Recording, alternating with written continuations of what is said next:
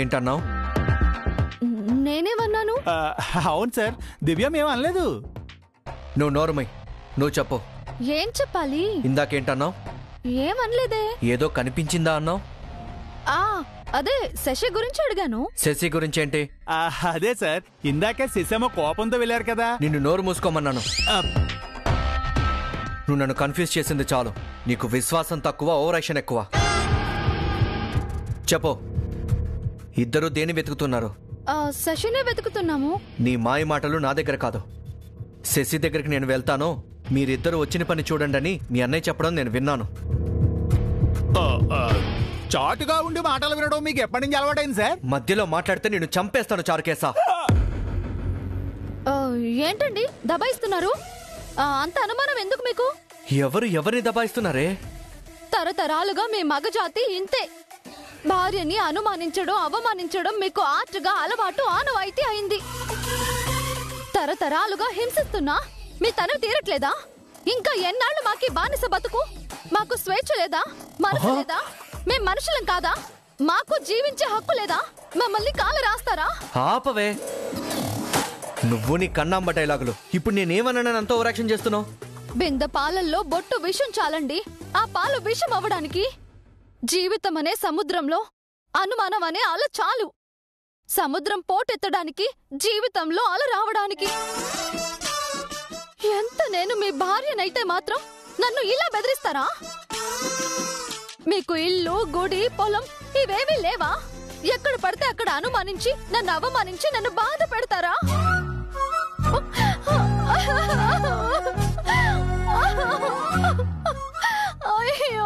ఓరి నీ వేషాలో నేనెక్కడ వేధించానే?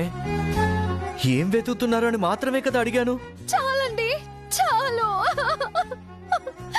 ఒక్క మాట చాలు. నా రెండు చేతుల జేబు కాదు కాదు ఒళ్ళో పెట్టుకుని వెళ్ళిపోతాను.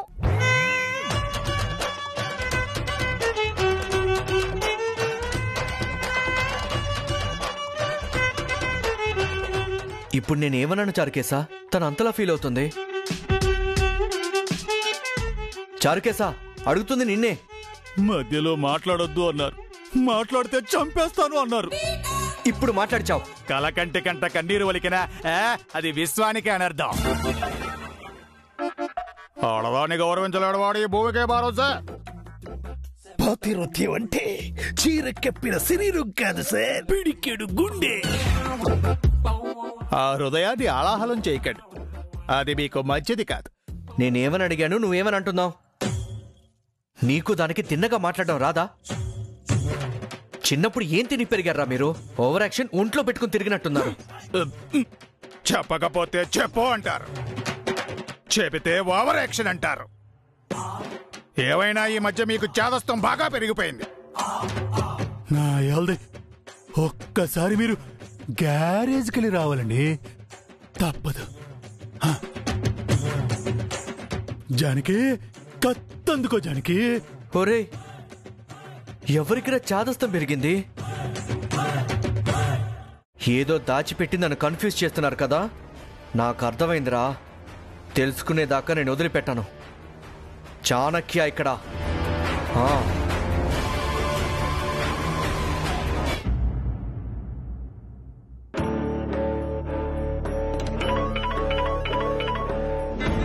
చంద్రిక, నిత్య ఫోన్ చేస్తుంది.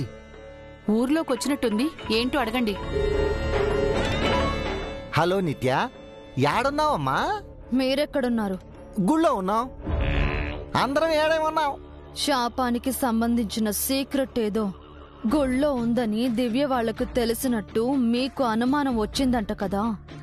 అనుమానం కాదమ్మా, నిజమా. దివ్య, చారుకేశ, అభిగాడు గుడంతా తెగెతికేస్తున్నారు. ఏదైనా దొరికిందా? లేదమ్మా, దొరికినట్లేదు. వాళ్ళకి దొరకకూడదు, మనకే దొరకాలి. ఆ దివ్య చావాలి. అదే మేము కోరుకుంటున్నామమ్మా. కోరుకోవడం కాదు, ఈ రాత్రికే ఆ రహస్యాన్ని చేజిక్కించుకోవాలి. అట్టాగేనమ్మా. రాత్రి రహస్యంగా నువ్వు నాగభూషణము గుళ్ళోకొచ్చి ఎతకండి. మాతో పాటు మీరు రావాలి. మళ్ళీ మేమెందుకమ్మా? వెతకడానికి. మేము వస్తే వాళ్ళకు డౌట్ వస్తుంది కదా. గుళ్ళో నిద్ర చేయాలని చెప్పి వచ్చేయండి. అది కాదమ్మా. రాత్రి గుళ్ళో కలుద్దాం. అలా ఛే, ఈ నిత్య మన గురించి ఏమనుకుంటుందా? మనం ఎతకటం ఏంటా? మనమేమన్నా పని మనుషులమా? మనతో పని చేయిస్తుందా? దానికి అన్ని వివరాలు చెప్పటం మనది తప్పు. చెప్పి ఇరుక్కుపోతున్నాం. ఆ రహస్యం మనకు దొరకాలి. నిత్యకి ఇవ్వకుండా దివ్యకిచ్చి నిత్యని ఇరికిద్దాం. దీని తిక్క కుదురుతుందా? ఈ విషయం దానికి తెలిస్తే మన పీకలు నులుముతుంది. పదండి ఇంటికి వెళ్దాం.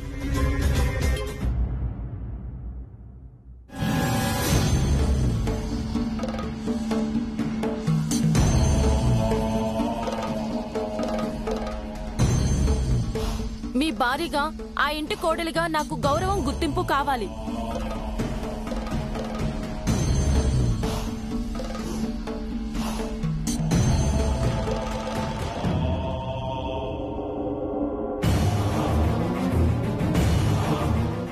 ఏదైనా ఆధారం కనిపించిందా దివ్య?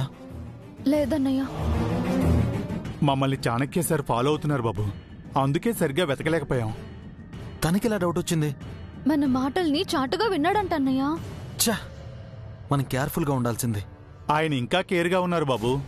మనం ఏదో దాస్తున్నామని ఆయన అనుకుంటున్నారు. ఖచ్చితంగా వాళ్ళేదో దాస్తున్నారమ్మా. అదేంటో కనుక్కోవాలి. నాకు అదే అనుమానంగా ఉందన్నయ్య. ఆయన ఏ విషయం చెప్పట్లేదు. వాళ్ళు చెప్పకపోతే మనం కనుక్కోలేమా? అదేంటో కనిపెడదాం. వాళ్ళు దేని దాస్తున్నారు? ఈ విషయం మనం ఎక్కువసేపు దాయలేం బామ్మగారు. ఇంట్లో ఉన్న పాము ఎవరో ఒకరి కంట పడక మానదు. ఆ ప్రమాదం జరగకముందే పరిష్కారం దొరకాలి కల్పన. అమ్మవారు దారి చూపించాలి. శాప విమోచనం కల్పించాలి. నిత్య పిచ్చి కాకపోతే పగల ఏమీ కనిపించటం లేదు. రాత్రి చీకట్లో ఏం కనిపిస్తుంది చంద్రిక? పిచ్చో వెర్రో అది ఒకటనుకుంటే ఆగే రకం కాదు కదా. ఎలాగో ఒకలాగా రాత్రికొచ్చి వెతుకుదాం. ఏమంటున్నావమ్మా? రాత్రి గుడికొచ్చి వెతుకుదామా? అవునన్నయ్య, మనకి అదొక్కటే దారుంది. కానీ చాణక్య సార్ మనల్ని ఫాలో చేస్తున్నారు కదా దివ్యమ్మ. ఎలాగో అలాగా ఆయన కళ్ళు కప్పి రావాలి. ముగ్గురం కలిసి వస్తే బావకి డౌట్ వస్తుందేమో. నేను ఒక్కనే వచ్చి వెతుకుతానమ్మా. వద్దన్నయ్య, నువ్వు వదిన పక్కనే ఉండాలి. తనకి ఏ ఆపద రాకుండా చూడాలి. ఆపద సిసమ్మ కాదమ్మా, మీకే. మిమ్మల్ని దగ్గరుండి కాపాడుకోవాలి. రాత్రికి నేను చారుకేశ వచ్చి వెతుకుతాము. తెల్లారేలోపు కనిపించకపోదు. పోనీ రేపు అందరినీ మన పొలాలకు పంపించి మనం ఇక్కడికి వద్దామా? వద్దన్నయ్య, మనకంత టైం లేదు. ఈ రాత్రికే వెతకాలి. శాప విమోచనం తెలియాలి. దివ్యమ్మ చెప్పింది కరెక్ట్ బాబు. మనం తొందరపడాలి. దివ్యమ్మ గురించి మీరేం కంగారు పడకండి. నేను తోడుగా ఉంటాను కదా. నువ్వు వదినని జాగ్రత్తగా చూసుకోవాలి. తన పక్కనే ఉండాలన్నయ్య. ఆల్రెడీ తను మూడ్ ఆఫ్ లో ఉంది. నువ్వే కేరింగ్ చెయ్యాలి.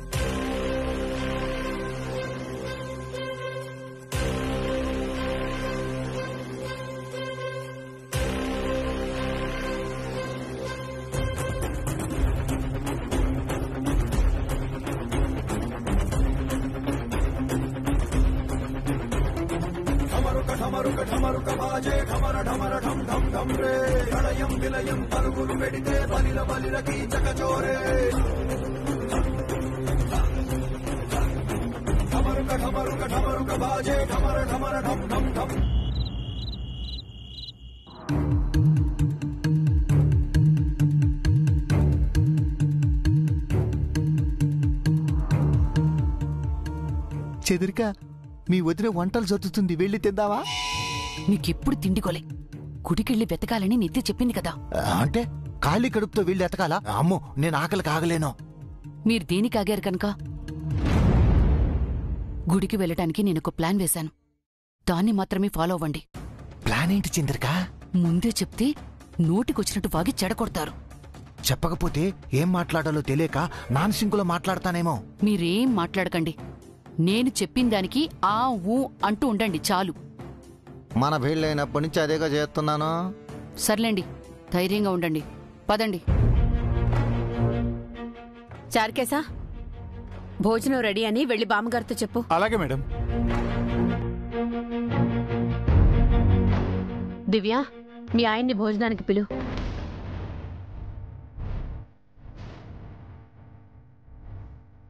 నువ్వే పిలవాలమ్మా, లేదంటే బాగోదు. సరేనానమ్మా.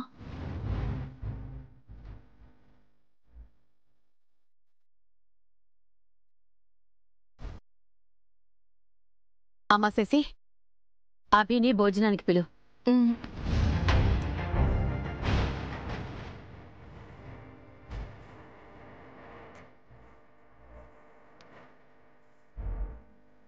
ఏవండి ఏవండి, మిమ్మల్నే. నాకేం చెవుడలేదు, వినపడుతుంది, చెప్పు. భోజనానికి రండి. నువ్వు పిలిస్తే నేను రావాలా? మీ కడుపు కోసం రావాలి. నేను ఆకలితో ఉన్నానని నీకు చెప్పానా? రోజు ఈ టైంకి భోజనం చేస్తారు కదా. నా టైం టేబుల్ మారింది. నాకు ఇష్టం వచ్చినప్పుడు తింటాను. వేళ కాని వేళలో తింటే యాసిడిటీ వస్తుంది. నువ్వు ఇచ్చిన కడుపు మంట కంటేనా? అభి,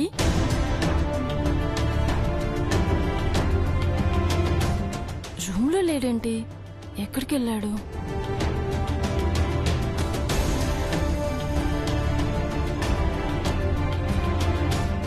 ఏదో రోజు మీకు నిజమేంటో తెలుస్తుంది. ఆ రోజు నేనేంటో తెలుస్తుంది. నీ గురించి తెలుసుకోవాల్సిన నిజాలు ఇంకా ఉన్నాయా? ఏం దాచిపెట్టావో చెప్పు. నన్ను, నా చెల్లిని ఇంకా ఏం చేయాలనుకుంటున్నావు? తెలిసి నేనే తప్పు చేయను. తెలియకుండా చేసిన తప్పులకి ఆ దేవుడే సాక్షి. అంటే తప్పు చేసావన్నమాట. ఇప్పటికైనా నిజం ఒప్పుకున్నావు. నాకు ముందు నుంచి నీపైన డౌట్గానే ఉంది. నీ ఓవర్ యాక్షన్ చూసినప్పుడే అర్థమైంది. నువ్వు మీ అన్నయ్య ఎన్ని ప్లాన్లు వేసినా నన్ను, నా చెల్లిని ఏమీ చేయలేరు. నేను నా చెల్లెలు పక్కనే ఉంటాను. తనపైన ఈగ కూడా వాలనివ్వను. మీరే కాదు, నేను కూడా శశి పక్కనే ఉంటాను. తనకి హాని జరగకుండా కాపాడుకుంటాను. ఏంటి, మాటలు రావట్లేదా? అయినా నీకోసం నేనెందుకు భోజనం మానేయాలి? తింటాను, కడుపు నిండా తింటాను.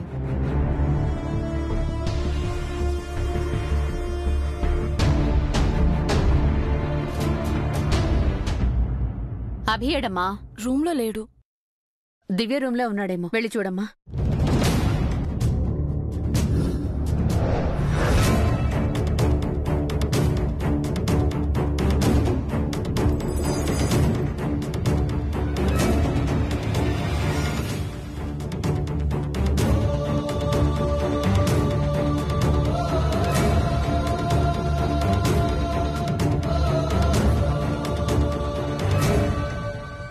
ఎక్కడికెళ్ళావు అభి? రూమ్లో లేవంట? బయటున్నా నాన్నమ్మా.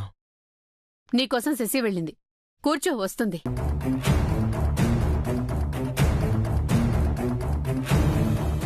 శశి నా రూమ్లోకి వెళ్తుందేంటి? అభి,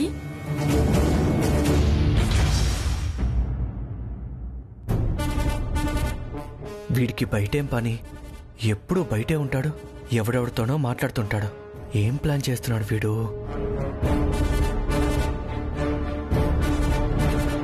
నువ్వొక్కడివే వచ్చావు, దివ్యేది బాబు? నాకేం తెలుసు? మీకోసమే వచ్చిందిగా. ఎక్కడికెళ్ళింది?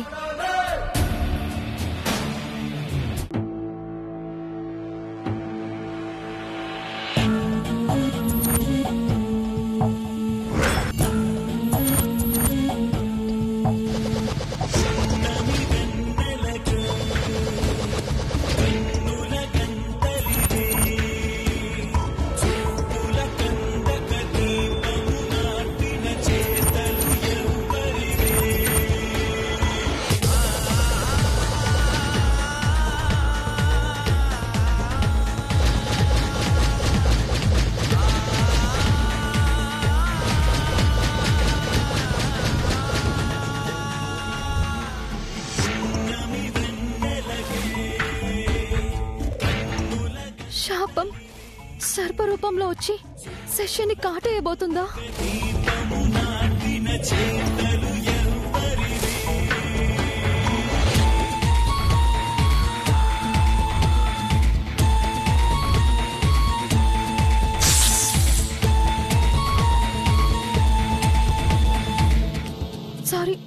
సారీ వదినా, పాము కాటేస్తుందని.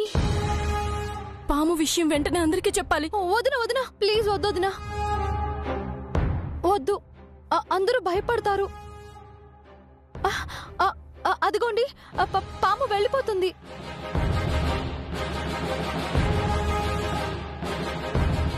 ప్లీజ్ ఎవరికి చెప్పొద్దు వదినా, అందరూ డిస్టర్బ్ అవుతారు. Please please.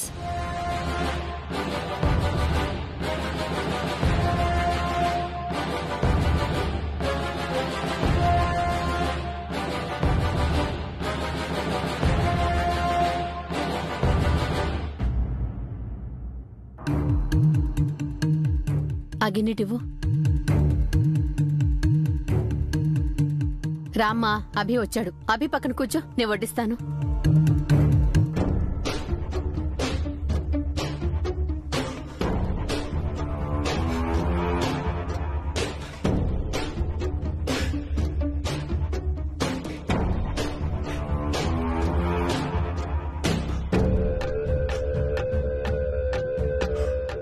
ఏమైందమ్మా, అలా ఉన్నావేంటి? ఏం లేదన్నయ్య. ఆ చెమట్లేంటి శశి, ఏమైంది? దివ్య ఎక్కడా?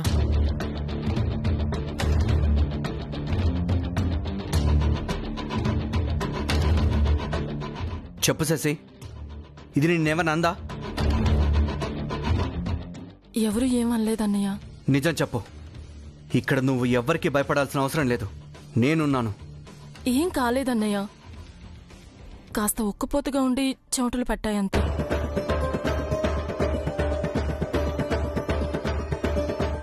నిన్ను ఎవరేమన్నా సరే నాతో చెప్పు, వాళ్ళ సంగతి నేను చూసుకుంటాను. నువ్వు కూడా వచ్చి కూర్చో దివ్య. పర్వాలేదు నాన్నమ్మ, నేను వడ్డిస్తాను.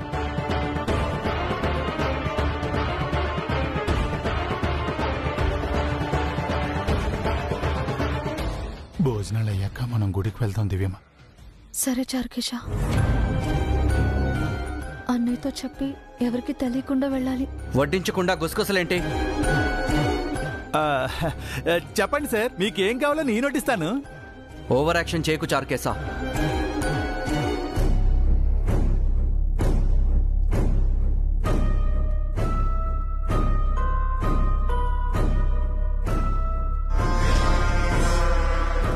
అమ్మమ్మ, భోంచేశాక నేను ఆయన గుడికి వెళ్ళాలనుకుంటున్నాం.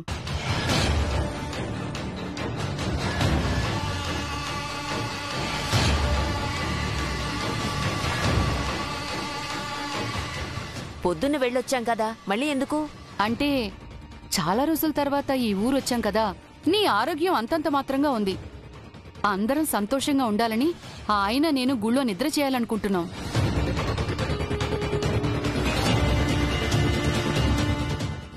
చెప్పండి. అందరూ సంతోషంగా ఉండాలని నువ్వు అనుకుంటున్నావు? అలా చెప్తేనే వాళ్ళు పంపిస్తారు. ఎన్నడూ లేనిది కొత్త అలవాటు ఏంటోదినా? గుళ్ళో నిద్ర చేయటం మంచి అలవాటే కదమ్మా. తనంటోంది గుళ్ళో నిద్ర చేయడం గురించి కాదు, మీరందరి సంతోషాల గురించి ఎప్పుడూ ఆలోచించరు కదా అని. మేం ఒకరి చెడు ఎప్పుడు కోరేమమ్మమ్మా? హఠాత్తుగా అందరి గురించి ఎందుకు ఆలోచిస్తున్నట్టు? ఏ మీరేనా ఆలోచించేదే? మేము ఆలోచించకూడదా? ఏ మేం గుడికి గుప్త నిధుల కోసం పోతున్నాం అనుకుంటున్నారా ఏందే? పొడురు టంగుసిలిప్పవకు. ఏదో కుటుంబం కోసం కష్టపడాలి అనుకుంటున్నాం, అదేమైనా తప్ప?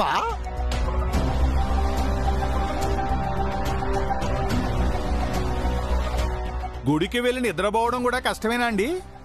ఏసీ గదిలో మెత్తటి పరుపుపై పడుకునేవాళ్లం. కటిక నేలపై పడుకోవటం, దోమలతో కుట్టించుకోవటం కష్టమే కదా చారుకేశా? అంత కష్టం మిమ్మల్ని ఎవరు పడమన్నారు? ఏంటండి, అరే ఎవరో చెప్తే మేము గుడికి పోతున్నాం అనుకుంటున్నారా ఏంది? మా అంతటి మేమే వెళ్తున్నాం, మాకెవరు చెప్పలేదు.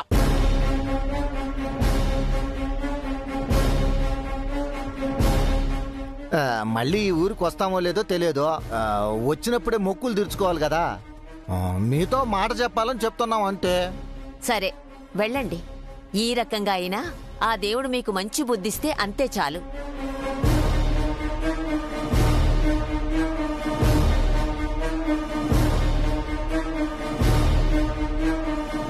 జైజీ, నేను కూడా అమ్మమ్మ తాతయ్య వాళ్లతో గుడికి వెళ్తాను.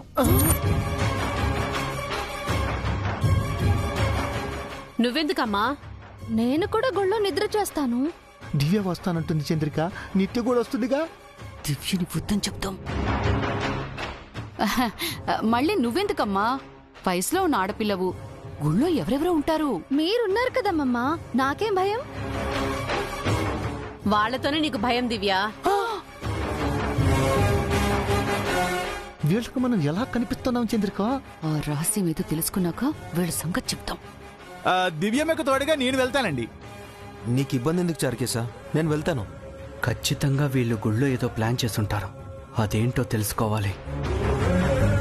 వాళ్ళు వీళ్ళెందుకో తాళి కట్టిన పాపానికి తనకు తోడుగా నేనే వెళ్తాను.